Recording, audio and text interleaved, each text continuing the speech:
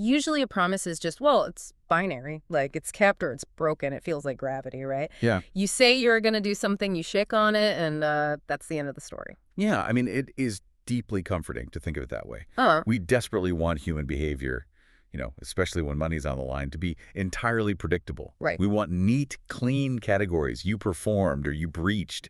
It just makes the world feel safer. But then you step into the actual world of contract law, and suddenly that gravity is just completely suspended. We are looking at this landscape of broken promises, missed deadlines, unexpected global disasters, and just aggressive flaking. Oh, absolutely. So today we are doing a deep dive into decoding what actually happens when life gets in the way of a deal.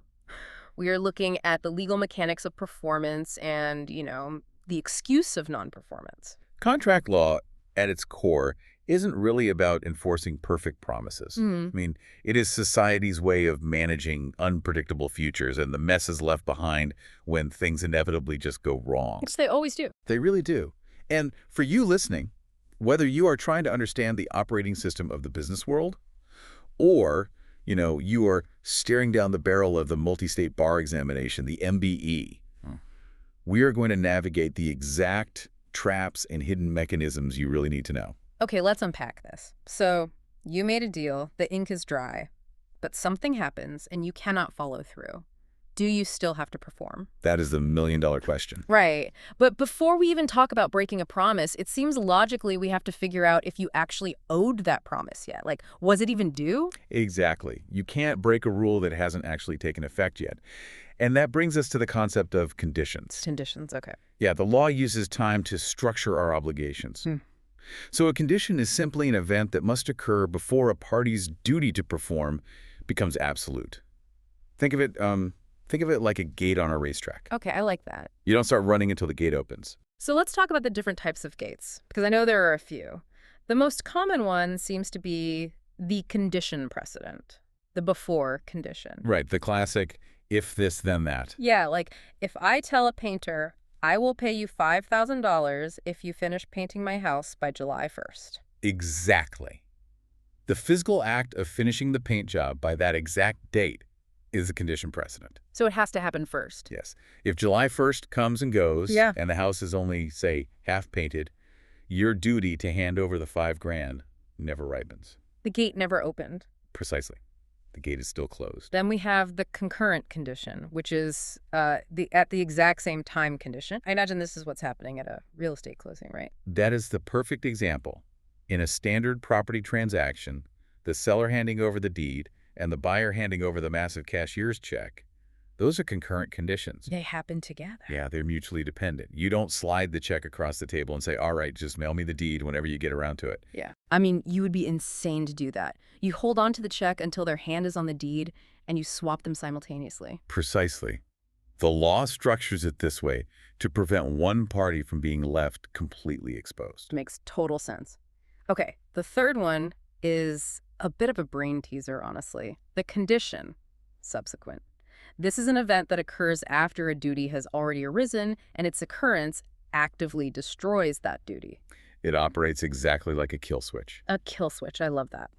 Let's use a classic hypothetical here so we can see it in action. Sure. Let's say an eccentric billionaire uncle promises to pay his nephew $1,000 a month for life, but on one specific condition.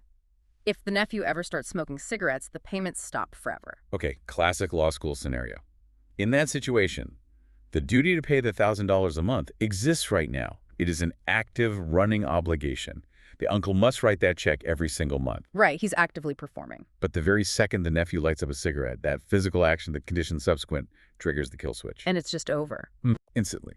The uncle's duty is discharged instantly and permanently. Wow. So let me push back a little on how strict these conditions actually are in the real world. Let's go back to my house page. Okay, let's do it. I told him I'd pay him $5,000 if he finishes by July 1st.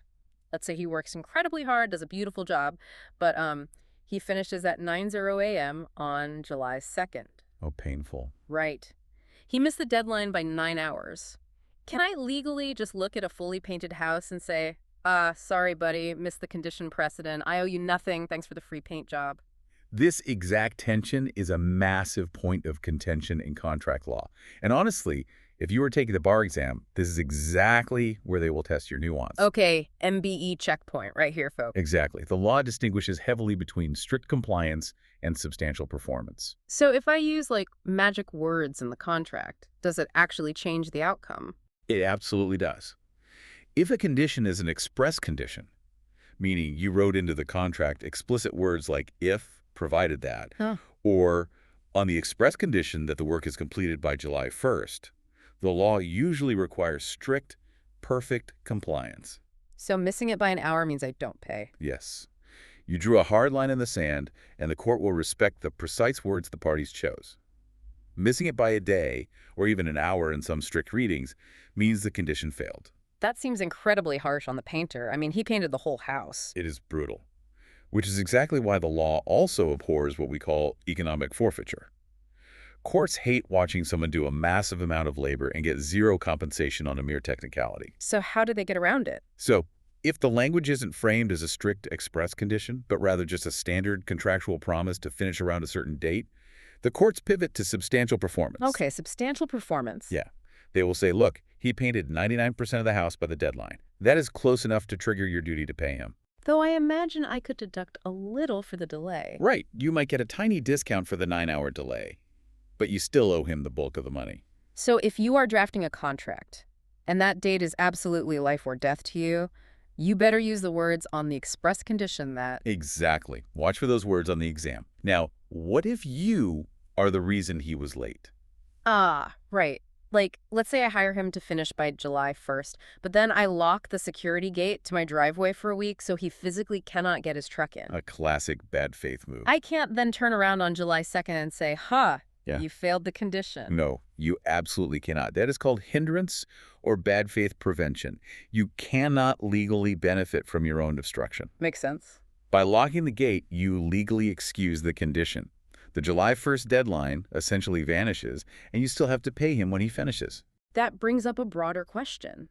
Besides me being a jerk and locking the gate, how else do these conditions just, vanish? The source material talks about waiver and estoppel. And honestly, these two concepts get incredibly blurred together for a lot of people. They really do, and examiners love to prey on that confusion, so let's separate them clearly. A waiver is entirely voluntary. Voluntary. Okay. It is you, the person who benefits from the condition, freely choosing to give it up. So, I call the painter on June 28th and say, hey, I know we agreed to July 1st, but I'm actually going out of town. Take your time. July 10th is perfectly fine. Exactly. You just explicitly waived the July 1st condition. You handed away your right to strictly enforce the timeline. Easy enough. So where does estoppel come in? Estoppel is essentially the law's anti-trickery mechanism. Anti-trickery. I like that. Let's take your exact waiver example.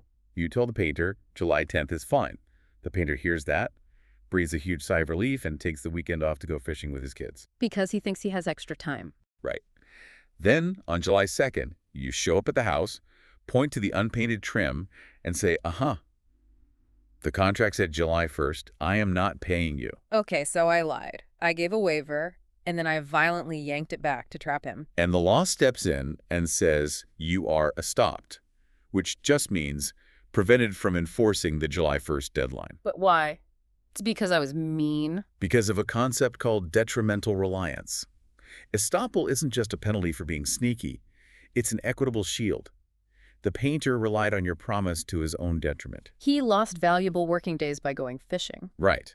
Because he changed his position based on your word, the law permanently locks your waiver into place. You cannot go back on it. That makes perfect sense. The law measures the harm the painter suffered and basically says, nope, you caused this, you own it. Precisely. And just to round out how conditions vanish, there is always impossibility. If the house burns to the ground on June 30th, the condition to paint it by July 1st is excused because it is physically impossible. Where you can't paint ashes. Exactly. Okay, so let's say we have cleared all the hurdles. All the conditions are either perfectly met or they're excused by waivers, estoppel, or hindrance. We cross a legal threshold. The gate opens. The party now has what we call an absolute duty. The point of no return. Right. The moment a duty becomes absolute, non-performance is no longer just a delay or a failed condition. It is officially a breach of contract. Liability attaches. Okay, so the immediate question becomes, How do you successfully discharge this absolute duty before someone drags you into court and sues you? Well, the most obvious path is full performance. You just do exactly what you promised. The painter paints the house. The absolute duty is extinguished. Everyone goes home happy. Right, that is the economic ideal. We also mentioned the condition subsequent earlier, the smoke and kill switch, as another way an absolute duty can be discharged. Yes, that works too. But there is a third mechanism that is utterly fascinating from a commercial standpoint, and it is called tender of performance. Ah, yes, tender. Let's unpack this, because in regular English, tender is like a gentle touch or a type of chicken at a fast food place. In law, what is it? In law, tender is the formal offer to perform your side of the deal, coupled with the actual present ability to do it. Presentability, so no bluffing. No bluffing. You are stepping up and saying, I am here, I am ready, I am willing, and I have the means to execute this contract right this exact second. So let's say I agree to buy your vintage car for $50,000 in cash today at noon. Okay, a big transaction. I show up at your house at 11:55 a.m. I have a briefcase, literally stuffed with $50,000 in $100 bills. I ring your doorbell. I am ready, willing, and able. A perfect tender. But you look out the window, you see me, you lock the door, pull the blinds, and completely refuse to take the money or give me the keys.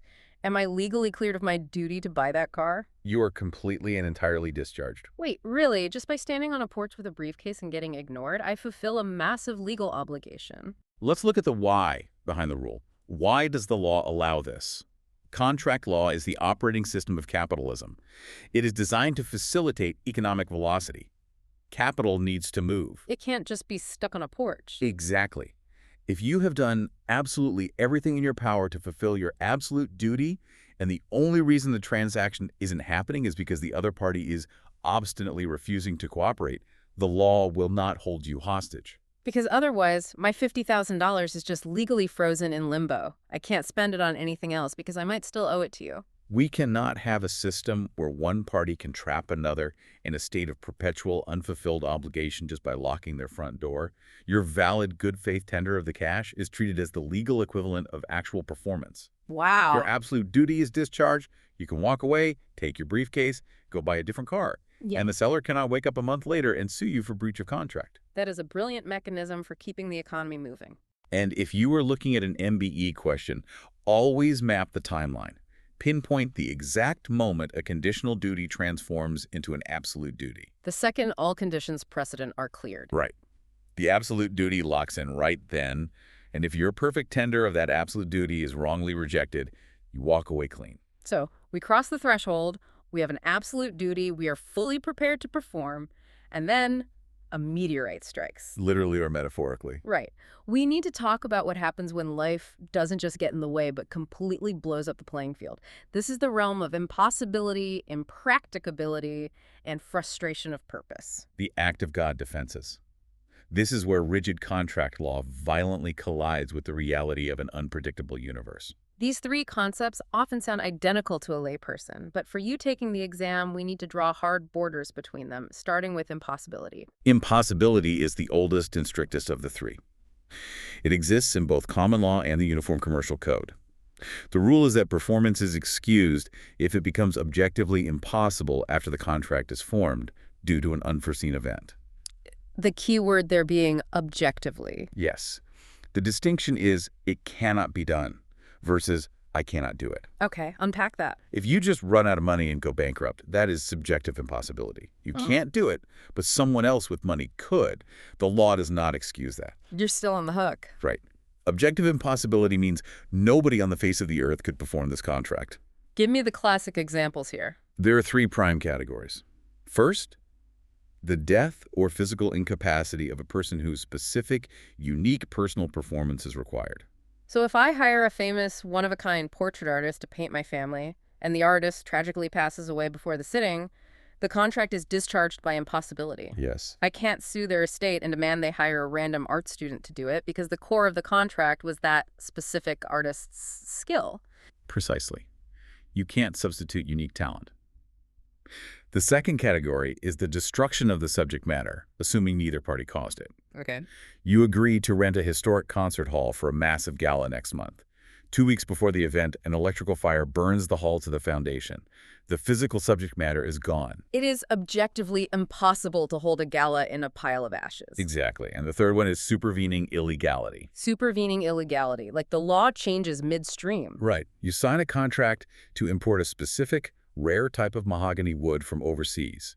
A week later, the federal government passes an emergency environmental law, making the importation of that exact wood a federal felony. Oh, wow. It is now legally impossible to perform without going to prison. The duty is discharged. Impossibility makes total logical sense. It physically or legally cannot be done. But then we have the second concept, commercial impracticability. This is governed heavily by the UCC Section 2615 and modern common law. Yes, the modern safety valve. This says performance is excused if an unforeseen event makes it extremely difficult or expensive, even if it isn't literally impossible. The evolution of this doctrine is fascinating. Historically, under strict English common law, courts were ruthless. They said, unless it is literally impossible, you must perform. If you lose your entire fortune doing it, too bad. You should have written a better contract. Wakes. Very rigid. But as global commerce exploded and became wildly complex, that rigid stance became economically disastrous. So the law created impracticability. So it's a safety valve for when things get absurdly expensive, but I have to imagine there are incredibly strict limits on this, right? Very strict. Because here is my hypothetical. Let's say I am a massive commercial builder. I agree to build you an office park for a fixed price of $10 million. A month later, there is a normal fluctuation in the commodities market and the price of structural steel jumps 20%. I am suddenly going to lose a massive amount of money on this deal. Can I just throw my hands up and say, sorry, steel's too expensive, this is commercially impracticable, does a bad bet let me off the hook? That is the exact scenario examiners use to trap law students, and the answer is a resounding no. A bad bet does not excuse performance. Yeah, why? It's much more expensive. Because contract law inherently assumes that parties engaged in business take on the risk of normal market shifts. Price fluctuations are the literal reason people lock in fixed-price contracts to begin with. Ah, that makes so much sense. I wanted certainty. Right.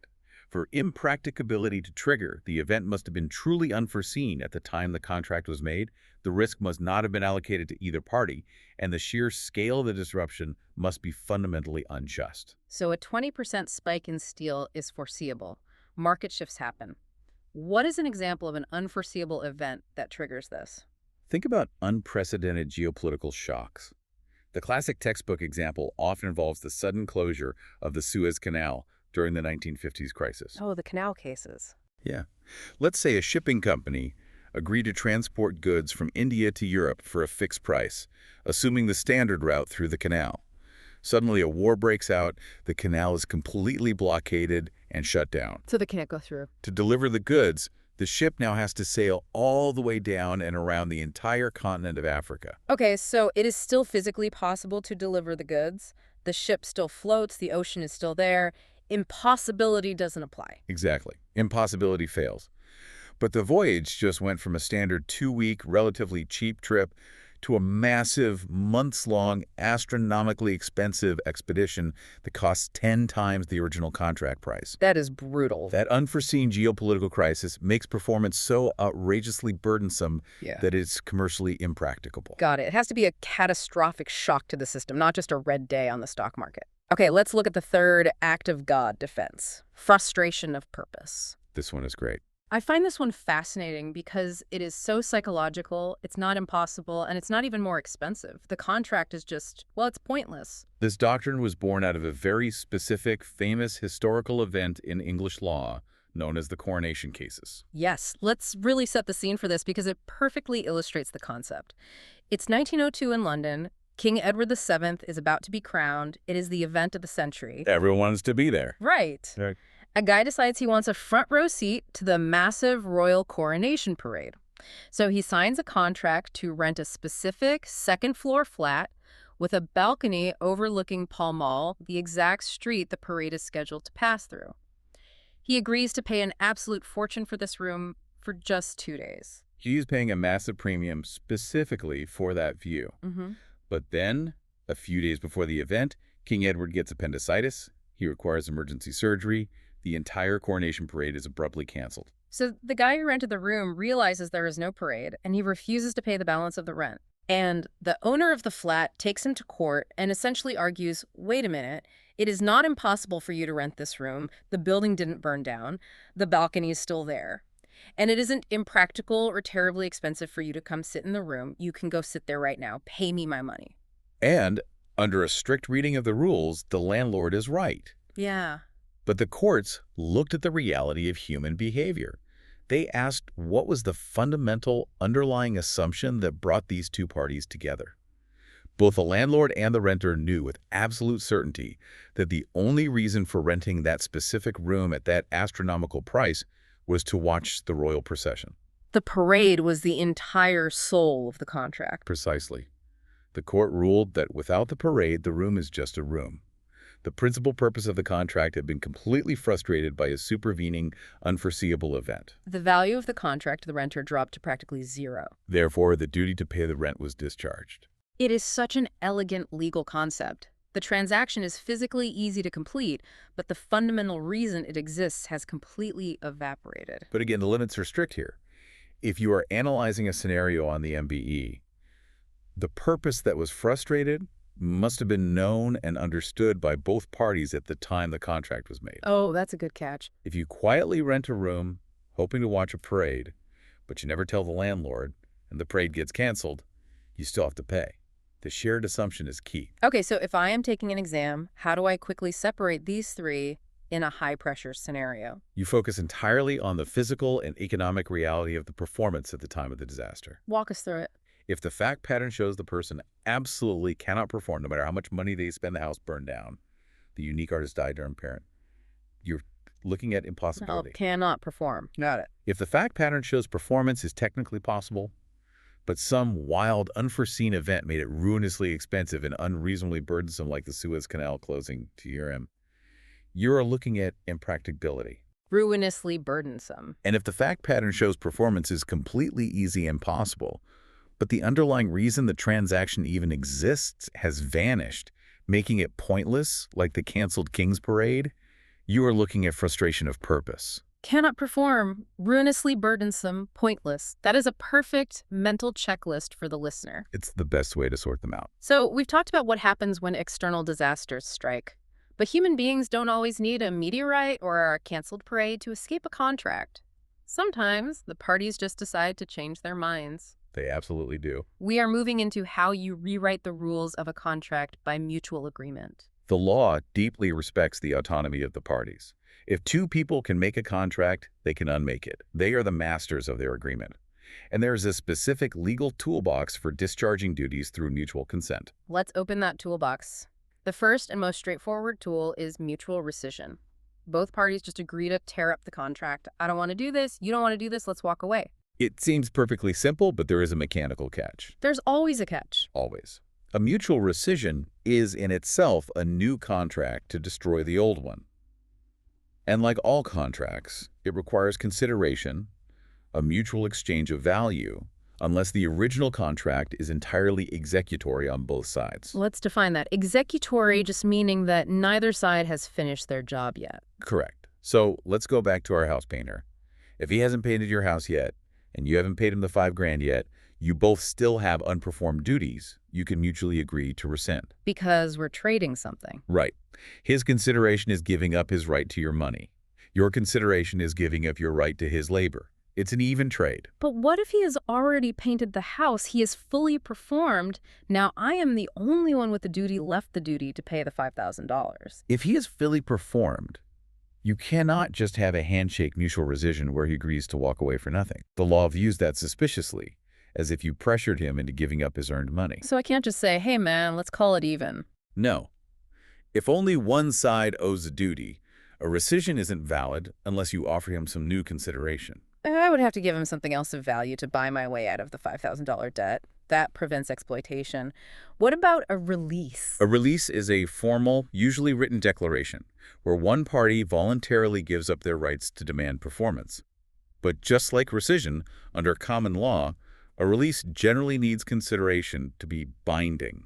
Okay, so you still have to buy your way out? Usually. However, under the UCC for the sale of goods, you can validly release a claim without consideration as long as it is done in a signed written record. Good distinction for the MBE. Okay, the next two tools are modification and novation. These sound incredibly similar, but the legal distinction is massive. Huge. If I understand this correctly, modification changes the deal, while novation changes the people. That is the exact right framework. A modification is you and the painter agreeing to change the terms. Instead of painting the house blue for 5 grand, let's paint it red for 6 grand. Mm. The parties remain the same. Makes sense. A novation is a completely different mechanism, and it is frequently misunderstood. So if novation means swapping out the actual people, let's play this out. Say I hire you to do a massive landscaping project in my backyard. You agree. Okay. But a week later, you get a bigger job and you are just too busy. So you call your friend Bob, who is an excellent landscaper, and you say, Bob, go do this yard instead. Am I right to assume that if Bob takes the job, you are completely let off the hook? You're absolutely wrong to assume that, and that is exactly where people get sued. Right, really? What you just described is a simple delegation of duties. I told Bob to do the work, but I am still the one contractually liable to you. If Bob destroys your yard with a backhoe, you're going to sue me, because we never had a novation. Because I didn't agree to the swap. Exactly. The absolute core requirement of a novation, the magic element that makes it work, is the mutual consent of all parties involved. Okay, so how do we do it right? To achieve a true novation, I would have to bring Bob to your house. I would say, I want out of this contract. I propose substituting Bob in my place. You, the homeowner, must explicitly say, yes, I agree to release you and accept Bob. Bob must say, I agree to take on the duty. Only when all 3 points of the triangle agree is it a novation, and only then are you permanently protected from liability. Yes. Without the consent of the obliged, it is impossible to extinguish my original liability. The law won't let me secretly swap myself out for someone less competent and leave you holding the bag. That is a phenomenal safeguard. Okay, let's get into the trickiest tool in the box, accord and satisfaction. Oh, this one is a trap. The definition is an agreement to accept different performance and satisfaction of the original duty. And the satisfaction is the actual completion of that new performance. I want to build a hypothetical here because I guarantee people get this wrong in real life. It is arguably the most counterintuitive rule we've discussed so far. Let's build a scenario. Let's say I owe you a legally binding debt of $1,000. That is my absolute duty. But I fall in hard times. I just don't have the cash. Happens all the time. I call you up on Tuesday and say, look, I know I owe you $1,000, but I have this incredible vintage Gibson acoustic guitar. It's worth at least that. If I give you this guitar, will you accept it to completely wipe out the $1,000 debt? And you, loving guitars, say, yes, I agree. Bring the guitar over on Friday. Okay, so we have successfully formed an accord. Yeah. The agreement to accept different performance. Right. So on Tuesday, the moment we hang up the phone, am I instantly off the hook for the $1,000? Has the debt been replaced by the guitar? No, you are absolutely not off the hook for the money on Tuesday. But we made a new agreement. You accepted the deal. I agreed to accept the guitar in satisfaction of the duty. This is the crucial distinction. Mm-hmm. An accord merely suspends the original duty. It does not discharge it. Suspend. Yes. Oh. On Tuesday, your duty to pay $1,000 goes dormant. It goes to sleep. But it is not dead. So what actually kills it? This satisfaction. On Friday, you must actually walk over to my house, hand me the vintage Gibson guitar, and I must take it. That physical act of performance is the satisfaction. Only at that exact, precise moment of satisfaction is the original $1,000 debt permanently discharged. Okay, so let's look at the mechanics of why it works this way. What if I flake? What if on Thursday I realize I love the guitar too much and I just never show up on Friday? This is exactly why the law requires actual satisfaction to protect the creditor. Because the original debt was only suspended, not destroyed, the moment you breach the accord by not showing up with the guitar, the original debt wakes back up. It springs back to life. It springs back to life. I, the creditor, now have a menu of options. I can sue you for the original $1,000 debt. Or I can choose to sue you for breaching the new accord and demand the value of the guitar. That is legally beautiful. The law refuses to let me extinguish a solid debt. Simply by making a new promise that I might also break, I actually have to perform the new promise to earn the discharge. Exactly. You cannot replace a broken promise with empty words. And if you are taking an exam, watch out for this exact trap. They will try to trick you here. They will tell you 2 parties agreed to an accord and then ask, is the original duty discharged? The answer is always no. An accord alone is never enough. Satisfaction is absolutely required. All right, just to close out the mutual agreement section, there is lapse of time. Simple enough. If a contract explicitly states that performance must happen within a specific time frame and that time runs out without performance, the duty might be discharged simply by the clock expiring, depending on how the contract is drafted. Okay, so we've established how to change a contract when both parties calmly agree, but human nature isn't always that cooperative. Not at all. What happens when the other party just gets cold feet and aggressively flakes out before the deadline even arrives? This brings us to anticipatory repudiation. This ventures into the psychology of commercial anxiety. Normally, the fundamental rule is you cannot sue someone for breach of contract until the actual day they are supposed to perform. You have to wait for the clock to strike zero. But what if I hire a guy to supply catering for a wedding next month, and today he calls me up and explicitly says, I am not doing your wedding. I quit. Lose my number. A nightmare scenario. Do I really have to sit on my hands for a month, wait for my wedding day to be ruined with no food, and then sue him? No, and the law recognized how absurd and economically damaging that would be. That is anticipatory repudiation. When one party clearly and unequivocally indicates before performance is due that they will not perform, the law gives the innocent party immediate power. Clearly and unequivocally, it has to be an absolute refusal. Yes, I quit, I will not perform, I sold the goods to someone else. When you get that clear signal, you do not have to wait for the wedding day. You can treat the repudiation as an immediate, total material breach. So I can file a lawsuit that very afternoon. You can. Furthermore, you are instantly excused from any further performance on your end. You don't have to send him the final catering deposit. And it allows me to instantly mitigate my damages. I can go hire a new caterer today. Exactly. Mitigation is a core duty in contract law.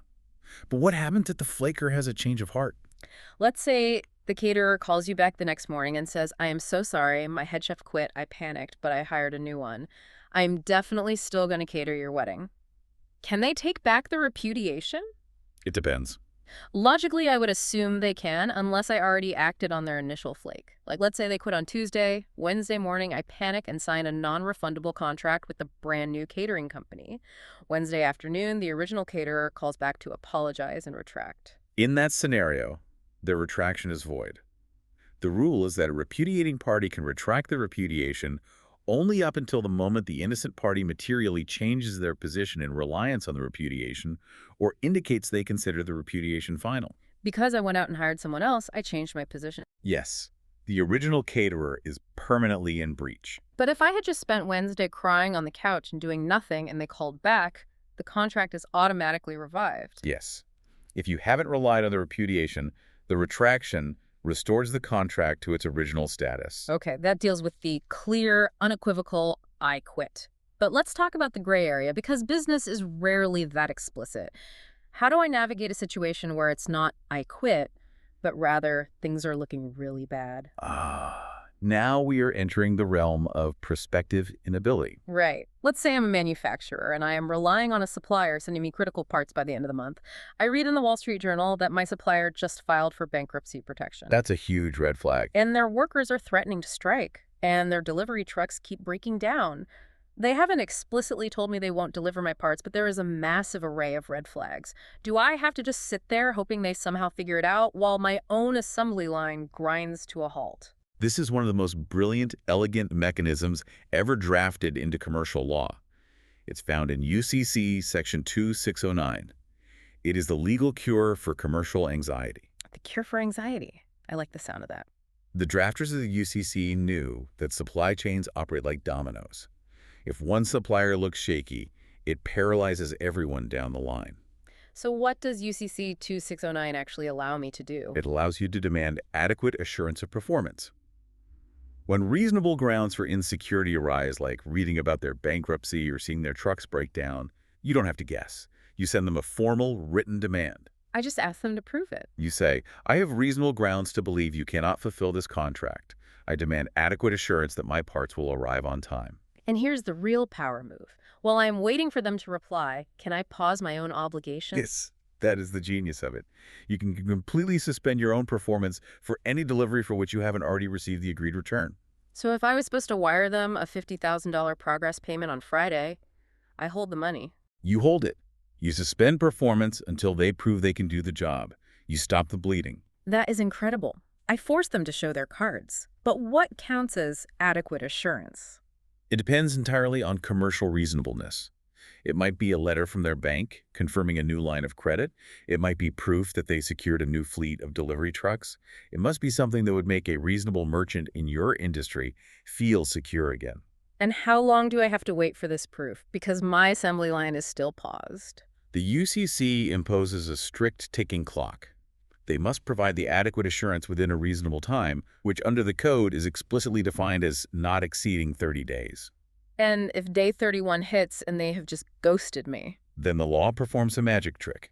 Their failure to provide assurance officially transforms their silence into an anticipatory repudiation. Oh, wow. What started as a gray area of anxiety is legally crystallized into a clear, undeniable breach. You are now legally free to cancel the contract, sue them, and source your parts elsewhere without any fear that they will sue you for breach later. If I'm an exam taker, the difference between these two is critical. Anticipatory repudiation is the clear no. You can sue immediately. Prospective inability is the gray area of insecurity. You cannot sue immediately. You must demand adequate assurance first and wait for the clock to run out.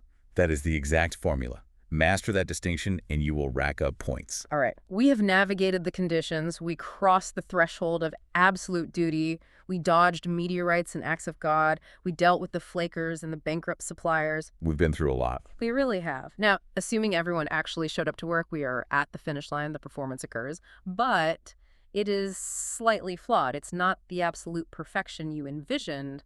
Does it count? To answer this final question, we have to split the legal universe directly in two.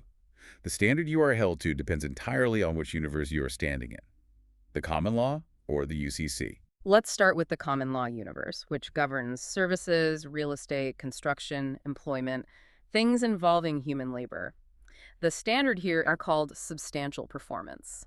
We touched on this with the house painter earlier, but let's dive into the nuts and bolts. Under the common law, perfection is not required.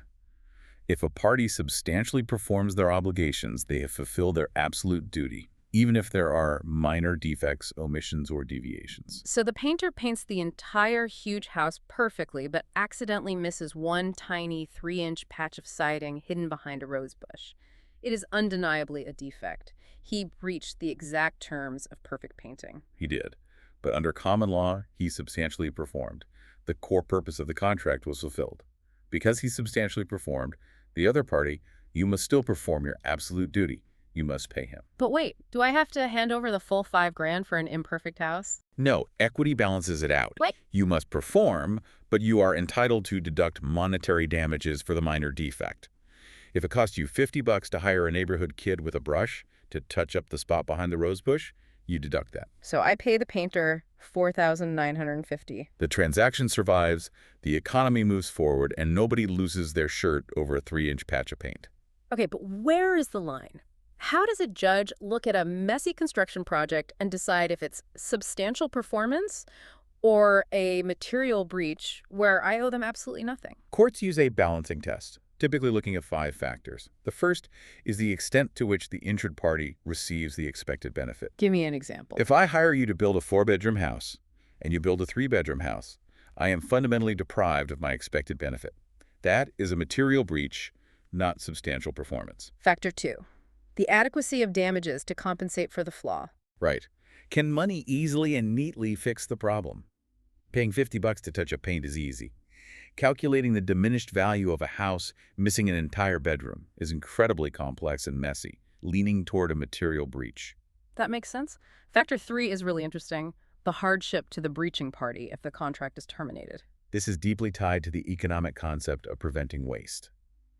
There is a very famous old case involving a massive mansion being built. Oh, the pipe case. Yes.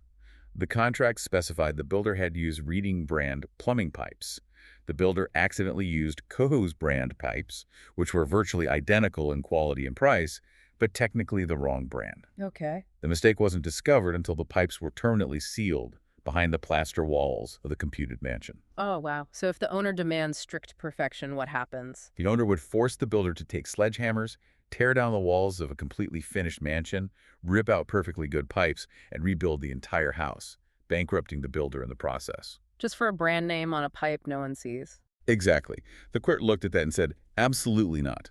The hardship to the builder is catastrophic, and the economic waste to society is absurd.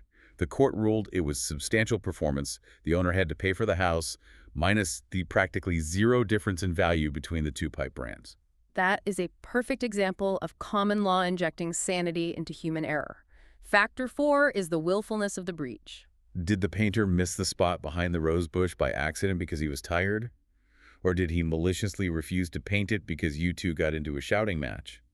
Courts are very, very reluctant to grant the grace of substantial performance to someone who intentionally and willfully breaks the rules. And the final factor is the likelihood that the breaching party will simply cure the defect.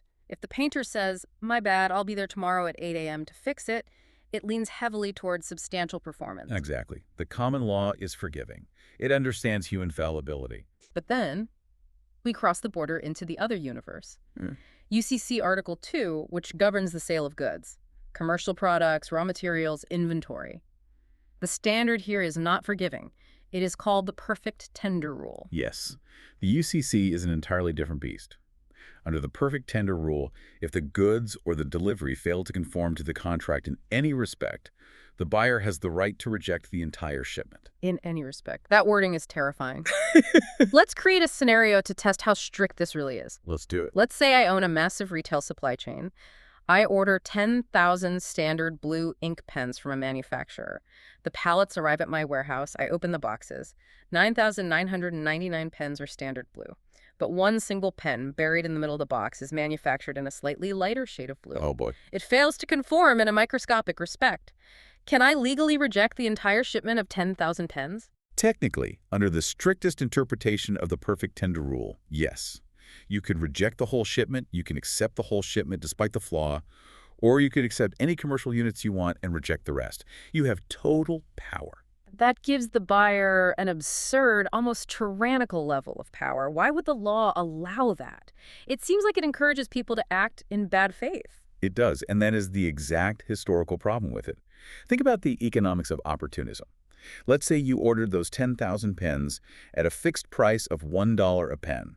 Before they are delivered, the global market price for pens crashes to 50 cents. Oh, so I am suddenly way overpaying. You are now stuck in a contract where you are wildly overpaying. You desperately want out. So I start desperately hunting through the boxes with a magnifying glass, looking for literally any minor defect so I can use the perfect tender rule to kill the contract and go buy cheaper pens elsewhere. Exactly. It's called the surprise rejection by an opportunistic buyer. The drafters of the UCC realized the perfect tender rule could be weaponized to escape bad market bets. So they didn't abolish the rule, but they surrounded it with massive, powerful exceptions, specifically designed to protect sellers from bad faith buyers. This is where it gets incredibly practical for business owners. What is the first shield a seller has? The right to cure. This is massive. Let's say you reject the 10,000 pens because of the one light blue one. You call the seller on Tuesday screaming about it. But the actual contract delivery deadline isn't until Friday. Okay, there's still time on the clock. The seller has an absolute legal right to say, I acknowledge the defect and I will cure it. They can overnight ship you one perfect standard blue pen to arrive by Thursday. If they do that, the cure is effective, and you must accept the shipment. You cannot cancel the contract. Because there is still time left. Right, but the UCC goes even further. What if the delivery day was Friday?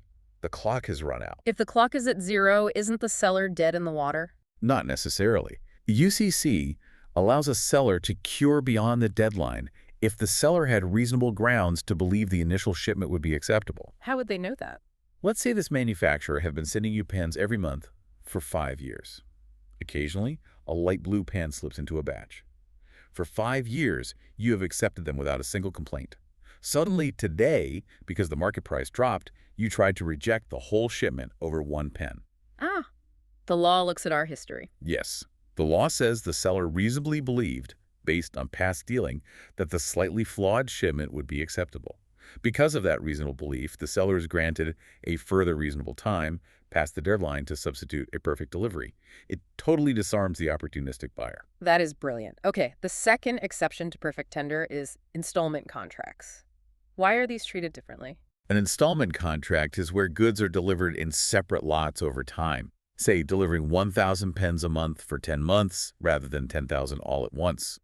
The drafters of the UCC realized that applying perfect tender to massive, long-term supply chains would constantly blow up global commerce. So if I get my shipment in month 3 and it has a few wrong color pens, I can't cancel the entire 10-month contract. No.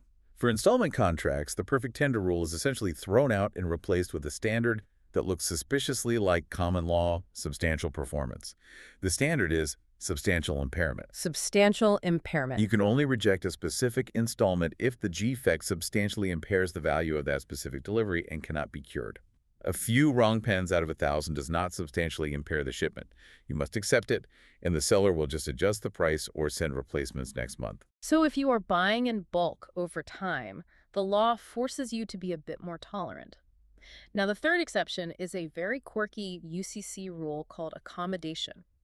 Let's walk through this carefully because it hinges entirely on how a seller communicates. Yes, this is all about the paperwork. Let's say you urgently order 10,000 blue pens from me for fast delivery. I get the order. I check my warehouse. Disaster. I am completely out of standard blue pens. I only have 10,000 black pens. Okay, wrong color. I don't want to just ignore you, because maybe you just desperately need writing utensils right now to keep your business running.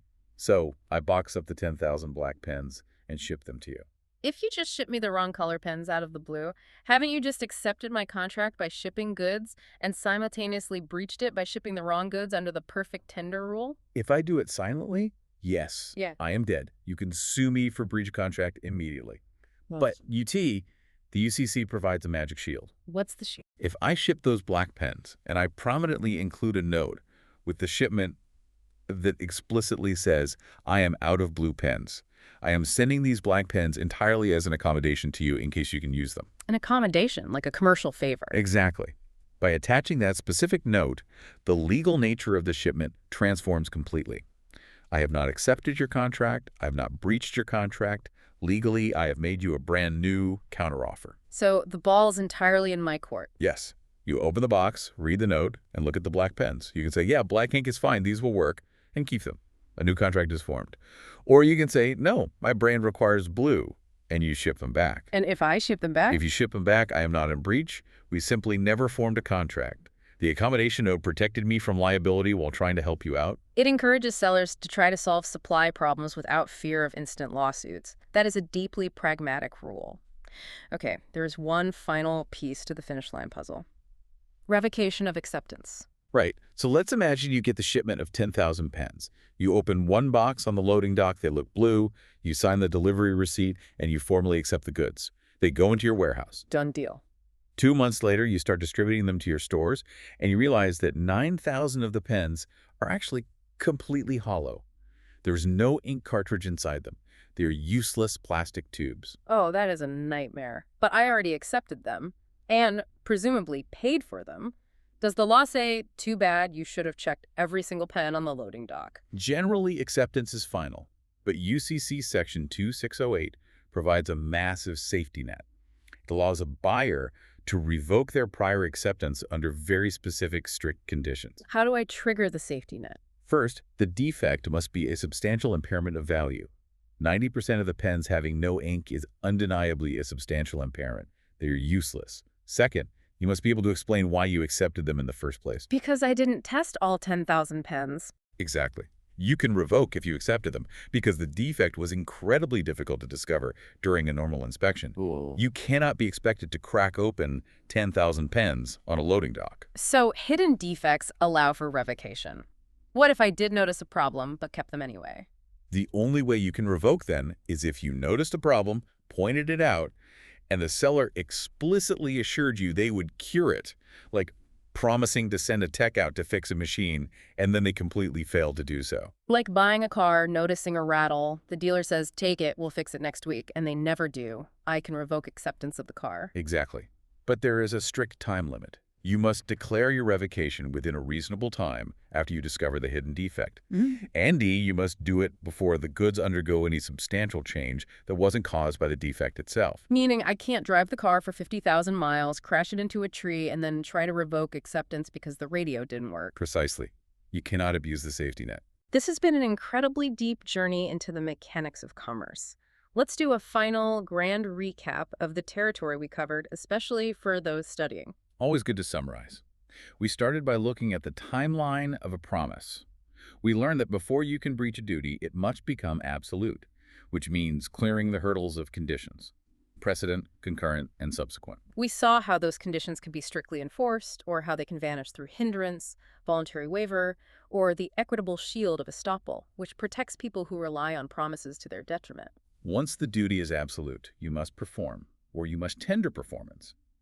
And we explored how an obstinate refusal to accept a perfect tender actually discharges the innocent party, keeping capital moving in the economy. We then looked at what happens when the universe intervenes. The act of God defenses, impossibility, where it physically cannot be done, impracticability, where unforeseen massive events make it ruinously burdensome, and frustration of purpose, the coronation case, where the entire core reason for the contract evaporates. Then we explored the human ways to rewrite the rules: rescission, releases, the strict three-party consent required for a true novation, and the trap of accord and satisfaction, where the original debt sleeps until the new performance is actually handed over. We dealt with commercial anxiety through anticipatory repudiation and the brilliant UCC mechanism of demanding adequate assurance to stop supply chain dominoes from falling.